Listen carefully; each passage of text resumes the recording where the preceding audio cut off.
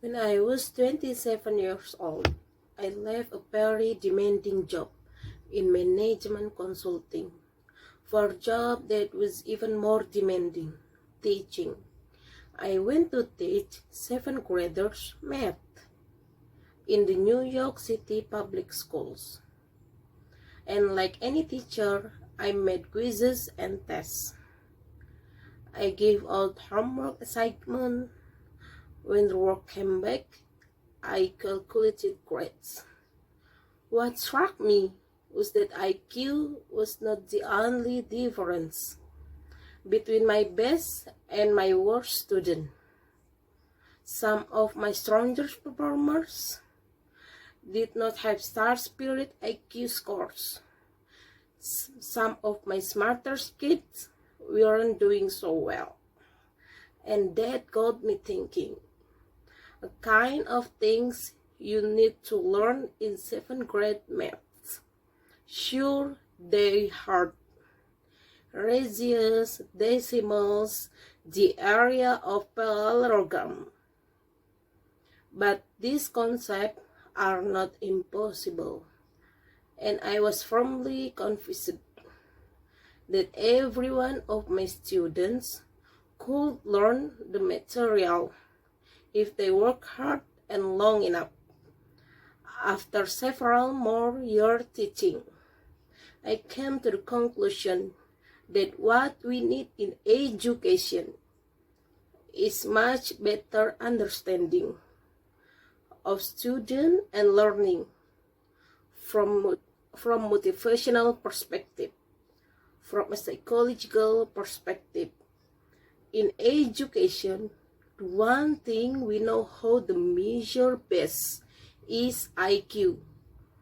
But what if doing well in school and in life depends on much more than your ability to learn quickly and easily?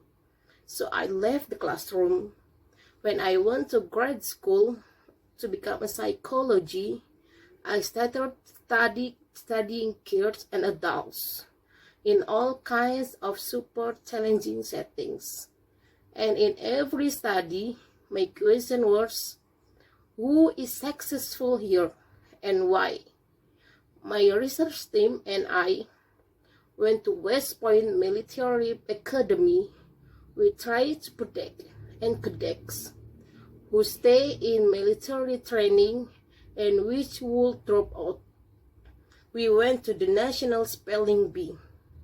I tried to protect with children who defense practice in competition. We studied rookie teachers working in really tough neighborhoods, asking which teacher are still going to be here in teaching by the end of the school year, and of those who will be the most effective at improving learning outcomes for their students. We partner with private companies asking which of these salespeople is going to keep their job and who's going to earn the most money in all those very different contexts. One characteristic emerged as a significant predictor of success, and it was social intelligence. It was the dozen good looks, physical health, and it wasn't IQ. It was grit. Grit is patience and perseverance for very long-term goals. Grit is having stamina. Grit is sticking for your future, day in, day out, not just for the week, not just for the month, but for yours, and working really hard to make that the future reality. Grit is living life like a marathon, not a sprint. Few years ago, I started studying grit in Chicago public schools. I asked thousands of high school juniors to take grit questionnaires, and they waited around more than a year to see who would graduate. Turns out graduate kids more significantly more likely to graduate. Even when I met them on every characteristic I could measure, things like family income, standardized achievement scores, even how safe kids felt while they were school. So it's just not West Point or the National Spelling Bee and grit matters. It's also in school, especially for kids, and tricks for dropping out. To me, the most shocking thing about grit is how little we know, how little science knows about building it. Every day, parents and teachers ask me, how do I build grit in kids? What do I do to teach kids to solid work ethic? How do I do to keep them motivated for the long run? The honest answer is I don't know.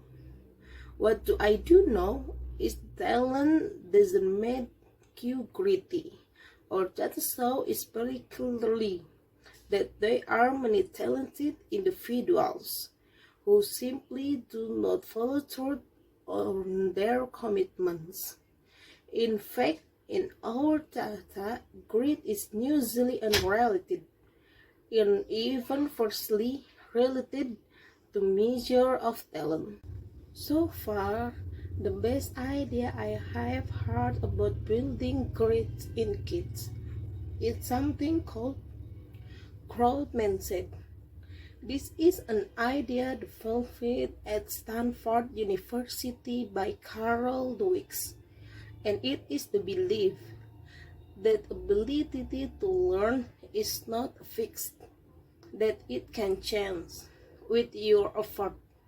Dr. Dweck has shown that when kids read and learn about the brain and how it changes and grows in response to challenge, they are much more likely to persevere when they fail because they don't believe the failure is permanent condition.